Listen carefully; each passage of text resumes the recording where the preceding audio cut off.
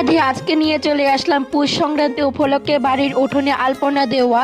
পুষ সংক্রান্তি হচ্ছে গ্রামের মানুষদের কাছে একটা ঐতিহ্য। এই দিনে চালকোটা হয়, পিঠে বানানো হয়, অনেক রকম খাবার হয়।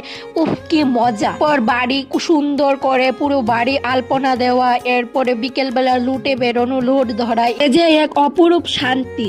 তো বন্ধুরা, আমাদের পাশের বাড়িতে পিকনিক হচ্ছে, তার জন্য তোমরা হয়তো ভালো করে শুনতে পারছো না ভয়েসটা। আজকে রাত পোহালে কিন্তু পৌষ পার্বণ বা পৌষ সংক্রান্তি বা মকর সংক্রান্তি, যে যেটাই বলো না কেন, তো অগ্রিম তোমাদেরকে পৌষ সংক্রান্তির শুভেচ্ছা জানাই। ভালো করে পৌষ সংক্রান্তি কাটাও আর লুট ধরো, আলপনা দেও, এই মজাটা কিন্তু কোনো তুলনা হয় না। তো ভালো করে হয়তো আলপনাটি দিতে পারলাম না, কিন্তু যতটুকু পেরেছি নিজের মন থেকে করেছি এবং অনেক কষ্ট হয়েছে আলপনাটা করতে। আমার জন্য না হোক, এই আলপনাটার জন্য অবশ্যই একটা লাইক কমেন্ট শেয়ার করে আমার পাশে থাকবে।